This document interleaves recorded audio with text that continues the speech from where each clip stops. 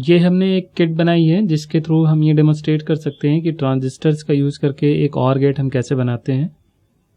और gate basically एक logical gate होता है जिसका यूज़ डिजिटल इलेक्ट्रॉनिक्स में किया जाता है। उसको अभी हम फर्दर डिटेल में डिस्कस करेंगे कि ये गेट क्या होता है, इसका क्या एप्लीकेशन होता है, कैसे वर्क करता है, और इसके अलावा इस सर्किट में हमने कैसे इसे यूज़ किया है, ट्रांजिस्टर का यूज़ करके कैसे और गेट को इम्प्लीमेंट किया हुआ है। इसमें जितने भी कंपोनेंट्स आपको इस सर्किट में दिख रहे हैं वो सारे आपको हमारी तरफ से प्रोवाइड किए जाएंगे। अभी हम इसके एक ओवरव्यू लेते हैं सर्किट की कैसे वर्क कर रही है। यहाँ पे हमने इसकी पावर सप्लाई ऑन कर दी है और यहाँ पे 2 इनपुट हैं। 2 इनपुट के लिए हमने 2 स्विचेज लगा रखे हैं यहाँ पे, और एक आउटपुट के लिए एलईडी लगा रखी है। यानी ये एक आउटपुट 2 इनपुट 1 आउटपुट गेट है, जिसमें और गेट की प्रॉपर्टी होती है कि जब भी कोई भी इनपुट एक्टिव होगा तो आउटपुट एक्टिवेट हो जाता है। तो यहाँ पे हम देख सकते हैं कि जब इसको हमने प्रेस किया तो आप देख सकते हैं कि एलईडी ऑन हो गई, या फिर अगर इसे भी हम प्रेस करें तो भी एलईडी ऑन हो जाएगी, या अगर दोनों प्रेस करें तब भी एलईडी ऑन हो जाएगी। यानी दोनों में से कोई भी एक ऑन है तो एलईडी ऑन रहेगी, और एलईडी ऑफ तभी होगी जबकि दोनों ऑफ होंगे। यहाँ पे ये दोनों मोमेंटरी स्विच हैं, यानी प्रेस करते ही ऑन होते हैं और रिलीज करते ही ऑफ हो जाते हैं। तो आप देख सकते हैं कि और गेट कैसे इम्प्लीमेंट हो रहा है यहाँ पे। तो इसको कैसे बनाना है, इसके लिए इस पूरे वीडियो को आप देखेंगे, और इसमें जितने भी कंपोनेंट्स आपको देख रहे हैं इस बोर्ड पे लगे हुए वो सारे हमारी तरफ से प्रोवाइड किए जाएंगे।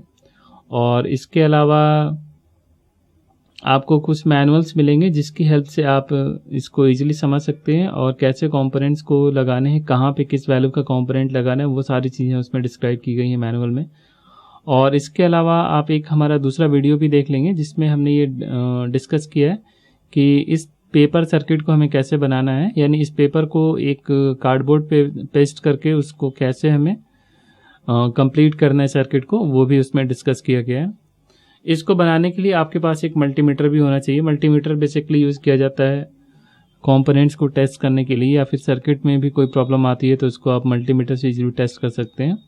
और एक वायर कटर की भी ज़रूरत पड़ सकती है जो डिफरेंट कंपोनेंट्स वायर्स को कट करने के लिए यूज़ किए जाएंगे। इसमें जो मैनुअल आपको मिलेंगे उसमें आप देख सकते हैं कि ये एक सर्किट बोर्ड है, ये सर्किट है। इस सर्किट को आप स्टिक कर लेंगे और इसको अभी हम डिस्कस करेंगे। साथ में जो कंपोनेंट लिस्ट मिलेगी आपको, और कंपोनेंट लिस्ट से आप इजीली देख सकते हैं कि कौन सा कंपोनेंट आपको कहाँ लगाना है। फॉर एग्जांपल ये एक स्विच है, तो स्विच S1 है हमारा ऑन ऑफ स्विच, इसकी 1 क्वांटिटी है, इसकी इमेज भी आप देख सकते हैं। इसको आइडेंटिफाई कर सकते हैं यहाँ से, और इसको कैसे टेस्ट करना है इस कंपोनेंट को वो आप यहाँ से देख सकते हैं, और इसको लगाते समय क्या प्रिकॉशन रखना है वो भी हम यहाँ से देख सकते हैं। यानी जितने भी कंपोनेंट्स लगे हैं सबकी सेम उसी तरह डिटेल दिया हुआ है। और रेजिस्टेंस है तो उसको आप कैसे पहचानेंगे उसकी कलर कोड से, उसको भी आप यहाँ पे देख सकते हैं। तो इसकी हेल्प से आप इस सर्किट को ईजिली बना सकते हैं। और ये हमारी सर्किट है। तो सबसे पहले हम सर्किट को समझते हैं, सर्किट हमारी कैसे वर्क कर रही है। सर्किट में बेसिकली जो कंपोनेंट्स लगे हैं वो बैटरी है, रेजिस्टेंस है, ट्रांजिस्टर्स हैं, और नॉर्मल स्विचेज हैं। ये नॉर्मल स्विच है ऑन ऑफ स्विच, ये मोमेंटरी स्विच है। तो पहले कंपोनेंट के बारे में हम जानते हैं कंपोनेंट्स क्या हैं और क्या उनकी क्या एप्लीकेशन होते हैं इन सारे कंपोनेंट्स के। सबसे पहला कंपोनेंट है हमारा बैटरी, पावर सप्लाई के लिए जो यूज़ किया जा रहा है। बैटरी का काम पावर सप्लाई देना होता है, यानी DC power supply battery provide करती है। और वो बैटरी की रेटिंग जो होती है वो उससे आप पता कर सकते हैं कि कितने वोल्ट की पावर सप्लाई आपको मिलेगी। फॉर एग्जांपल ये 9 वोल्ट की बैटरी है, तो इसके आउटपुट पे हमें 9 वोल्ट मिलेगा जब तक बैटरी हमारी नॉर्मल चार्ज है, यानी फुल नॉर्मल वर्किंग मोड में है, तब तक 9 वोल्ट आप इसे अचीव कर सकते हैं। इस 9 वोल्ट की डीसी पावर सप्लाई से हमारी सर्किट रन कर रही है। इसके अलावा इसमें एक कनेक्टर है जो इसको कनेक्ट करने के लिए यूज़ किया जाएगा। कनेक्टर में 2 वायर हैं, आप देख सकते हैं, रेड और ब्लैक। ये पॉजिटिव नेगेटिव है। इसको लगाते समय हमें ध्यान रखना है कि रेड वाला पॉजिटिव पे जाएगा और ब्लैक वाला नेगेटिव पे जाएगा। इसके अलावा ये स्विच है जो कि ऑन ऑफ करने के लिए यूज़ किया जाएगा, यानी इस स्विच को आप एक साइड प्रेस करेंगे तो ऑन होगा। ये आई लिखा हुआ है तो ऑन है, 1 मतलब ऑन, 0 मतलब ऑफ। ये ऑफ हो गया। सारे कंपोनेंट्स को आप चाहें तो मल्टीमीटर से चेक भी कर सकते हैं। फॉर एग्जांपल अगर आपको वोल्टेज चेक करना है अपनी बैटरी का, तो वो हम चेक कर सकते हैं काफ़ी इजीली मल्टीमीटर के थ्रू।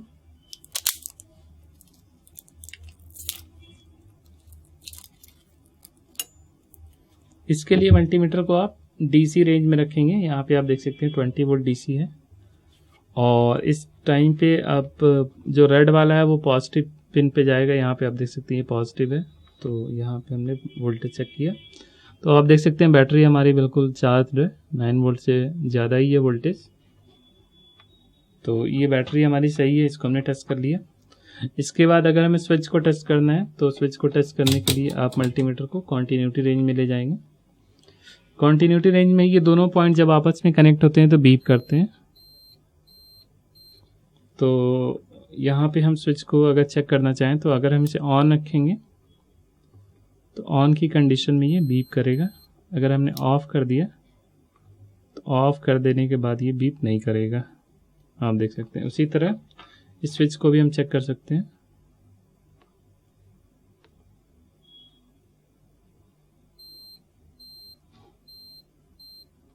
तो सारे स्विचेस को आप कॉन्टिन्यूटी रेंज में रख के चेक कर सकते हैं। जहाँ भी दो पॉइंट को हमें चेक करना है कि वो दोनों पॉइंट आपस में कनेक्टेड हैं या नहीं, तो उसको आप चेक कर सकते हैं। फॉर एग्जांपल यहाँ पे अगर हम चेक करना चाहें कि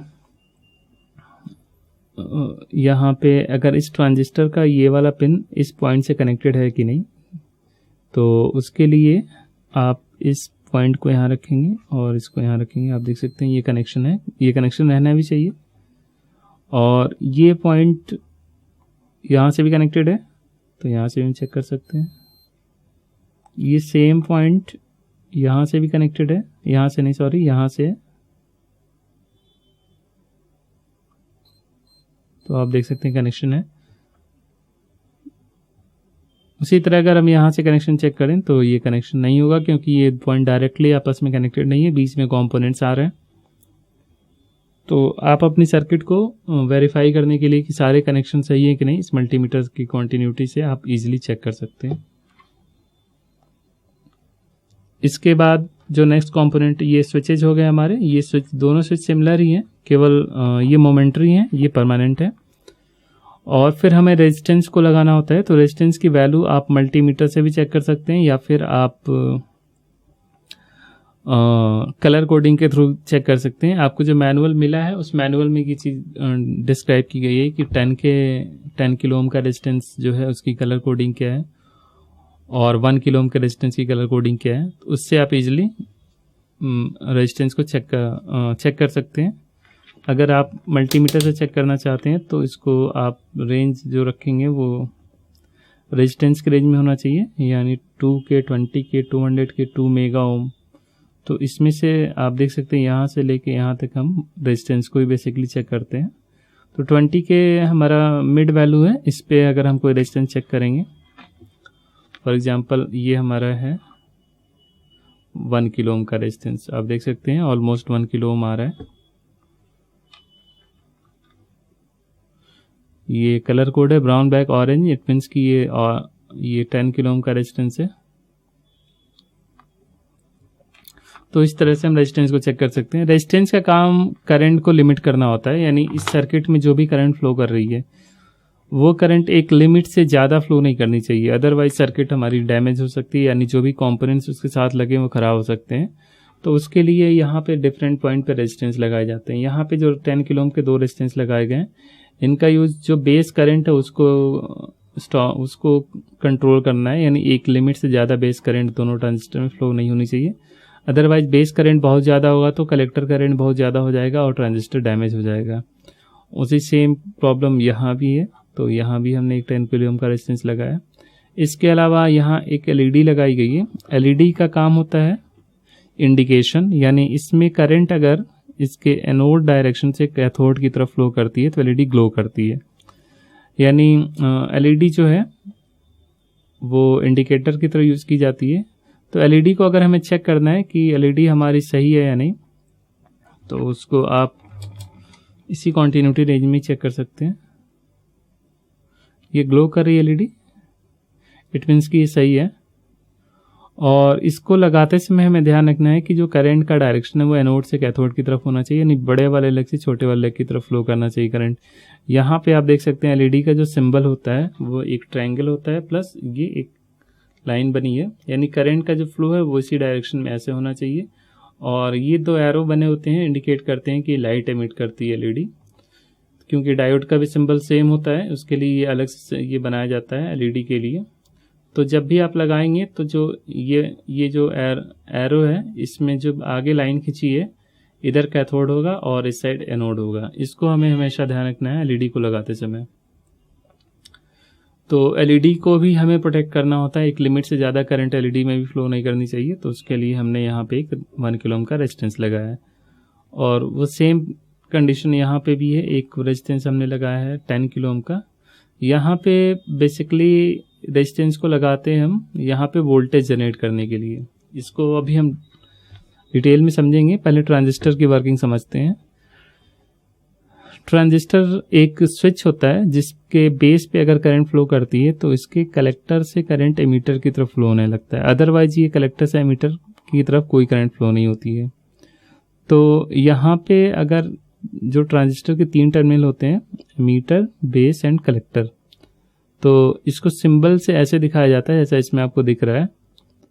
ये एरो जो इंडिकेट करती है एमीटर को इंडिकेट करती है और ये बेस को और ये कलेक्टर को। तो बेस में जब भी कोई करंट फ्लो करती है तो कलेक्टर से जो करंट आ रही है वो एमीटर की तरफ चली जाती है। अदरवाइज यहाँ से अगर कोई करंट फ्लो ना हो बेस से तो ये दोनों पॉइंट्स आपस में डिसकनेक्टेड रहते हैं। तो हमें जूम करेंगे कि जब यहाँ से करंट फ्लो होगी तो ये दोनों पॉइंट्स कनेक्ट हो जाएंगे। तो इस स्विच को जब हम ऑन करते हैं तो यहाँ से पावर सप्लाई इसके यहाँ आ रही है और इसके बेस पे आएगी। अगर स्विच को हमने प्रेस किया तो बेस पे सप्लाई आते ही ये ट्रांजिस्टर ऑन हो जाएगा, मतलब ये और ये पॉइंट्स आपस में कनेक्ट हो जाएंगे। और सेम कंडीशन इस ट्रांजिस्टर के साथ भी है, जब हम स्विच को प्रेस करेंगे तो ये भी ऑन हो जाएगा। तो जब कोई भी स्विच हम प्रेस करते हैं तो एक ना एक ट्रांजिस्टर ऑन हो जाता है, Q1 या Q2 में से कोई भी ऑन हो गया। तो जब ऑन हो जाता है तो करंट का फ्लो एक इधर से होने लगता है, यानी इधर से जैसे ही करंट फ्लो होता है तो इस रेजिस्टेंस के अक्रॉस एक वोल्टेज ड्रॉप होता है, यानी ये सीधे सीधे 5 वोल्ट की सप्लाई इस एलईडी को मिल जाती है और ये एलईडी ऑन हो जाती है। अगर कोई भी स्विच ऑन नहीं है तो उस कंडीशन में ये दोनों पॉइंट्स आपस में डिसकनेक्टेड हैं, यानी इस पॉइंट पे या इस पॉइंट पे कोई करंट नहीं आ रही है, उस कंडीशन में ये एलईडी ऑफ रहती है। तो ये हम इजीली समझ सकते हैं कि जब ट्रांजिस्टर की किसी भी ट्रांजिस्टर की स्विचिंग होती है तो ट्रांजिस्टर ऑन हो जाता है, ऑन होते ही यहाँ पे वोल्टेज आ जाता है या फिर यहाँ वोल्टेज आ जाता है, दोनों के एमीटर टर्मिनल पे वोल्टेज आ जाता है और उसी वोल्टेज से ये एलईडी ऑन हो जाती है। अगर ये ट्रांजिस्टर नहीं लगाएंगे तो पावर सप्लाई जो है पूरी की पूरी ग्राउंड के साथ शॉर्ट हो जाएगी, तो यहाँ का वोल्टेज 0 हो जाएगा, तो फिर ट्रांजिस्टर ऑन, ये एलईडी ऑन नहीं होगी, सारी करंट इधर ही फ्लो कर जाएगी। इसलिए यहाँ पे हमने एक रेजिस्टेंस लगाया जिसके क्रॉस ड्रॉप होगा और इसी ड्रॉप के थ्रू एलईडी ये ग्लो करेगी। तो ये आप देख सकते हैं दोनों ट्रांजिस्टर हम समझ सकते हैं कि पैरेलल ही लगे हैं, क्योंकि इसका कलेक्टर इसके कलेक्टर से कनेक्टेड है, इसका एमीटर इसके एमीटर से कनेक्टेड है और दोनों के बेस के 2 स्विच हैं। तो जब हम यहाँ से इनपुट सिग्नल देते हैं तो ये ट्रांजिस्टर ऑन हो जाते हैं। तो इस तरह से हमारी OR गेट जो है वो वर्क करता है। इसमें कुछ वोल्टेज पॉइंट्स होते हैं जिसको हम चेक कर सकते हैं। इसको चेक करने के लिए आप मल्टीमीटर को यूज कर सकते हैं और जो भी फ्लैग्स यहाँ पे आपको दिख रहे हैं V2, V1 या फिर V0, V3, V4, ये सारे हमारे वोल्टेज टेस्टिंग पॉइंट्स हैं। तो अगर इन्हें हमें चेक करना है तो आप इसको ऑन कर लेंगे और हर एक कंडीशन में हम चेक करेंगे कि वहाँ पे क्या वोल्टेज आ रहा है। यहाँ पे ये ग्राउंड है, जो भी हम वोल्टेज मेजर करेंगे वो ग्राउंड के रेस्पेक्ट में करेंगे, यानी जो बैटरी है उसके कॉमन टर्मिनल के रेस्पेक्ट में ही वोल्टेज चेक किया जाएगा। और इसको हमने ऑन किया तो ऑन करते ही आप देखेंगे कि जो वोल्टेज है, अगर हम किसी इस पॉइंट पे चेक करें V2 का वोल्टेज, यहाँ से हम कहीं से कनेक्शन नहीं कर सकते हैं, तो इसके कलेक्टर से चेक करते हैं ट्रांजिस्टर के, तो आप देख सकते हैं ये यहाँ पे सप्लाई आ रही है, इस ट्रांजिस्टर के कलेक्टर पे भी सप्लाई आ रही है। और इसको हम अगर फर्दर चेक करना चाहें,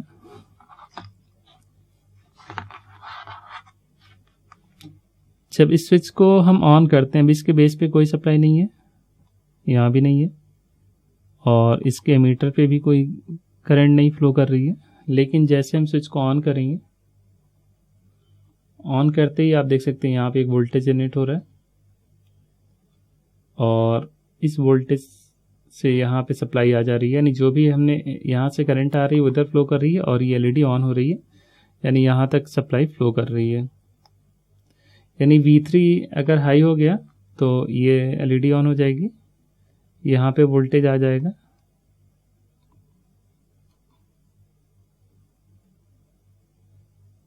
आप देख सकते हैं। अगर हम दोनों ऑन करें तब भी वो वोल्टेज सेम ही रहेगा ऑलमोस्ट।